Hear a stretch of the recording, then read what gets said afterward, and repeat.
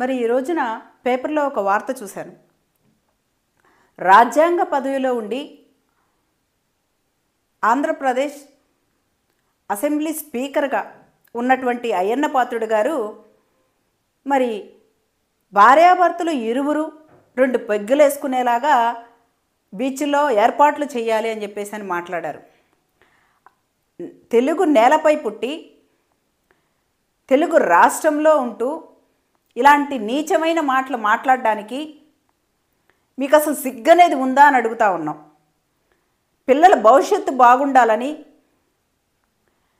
రాష్ట్రంలో అన్ని రాష్ట్రాల కన్నా మన రాష్ట్రంలోని పిల్లలు చదువులో ముందుండాలని చెప్పేసి జగన్మోహన్ రెడ్డి గారు గవర్నమెంట్ స్కూళ్ళల్లో ఇంగ్లీష్ బోధనని తీసుకొస్తే మరి ఆనాడు చంద్రబాబు నాయుడు గారు తెలుగు నేలకి తెలుగు జాతికి అవమానం, తెలుగు భాష కన్నతల్లి లాంటిది, మీరు ఇంగ్లీష్ బోధన ఎలా తీసుకొస్తారు అని చెప్పి నానా ప్రసంగాలు చేసి రచ్చరచ్చ చేసి గోల చేసి ఆ బోధన ఆపేశారు.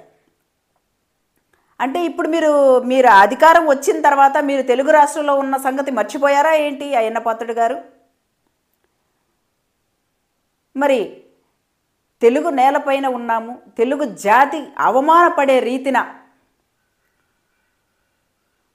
మరి బీచ్లలో భార్యాభర్తలు ఇరువురు 2 పెగ్గులేసుకునేలాగా అలాంటి ఇంగ్లీషు సంస్కృతిని మన రాష్ట్రానికి తీసుకొస్తేనే ప్రజలు బీచ్కి వస్తారు అని మాట్లాడుతూ ఉన్నారు అని అంటే మీ అధికారం నెత్తికెక్కి మాట్లాడుతూ ఉన్నారా? అసలు మీ వయసుకు తగ్గ మాటలేనా ఇవి?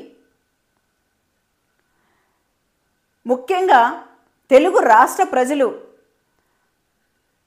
ఈ రాష్ట్రంలోనే కాదు విదేశీయులైనా ఎవరైనా సరే తెలుగు మహిళల్ని ఎందుకు గౌరవిస్తారో తెలుసా మీకు?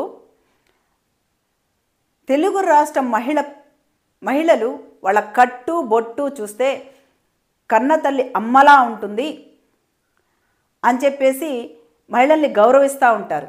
అలాంటి మహిళల్ని మరి ఈ రోజున తెలుగు రాష్ట్రం అవమానపడే రీతిన మీరు మాట్లాడినటువంటి మాటలు వెనక్కి తీసుకోవాలని, ఇక మీదట ఇలాంటి నీచమైన ఆలోచనలు చేయకూడదని అయ్యన్న పాత్రుడు గారిని హెచ్చరిస్తూ ఉన్నాం.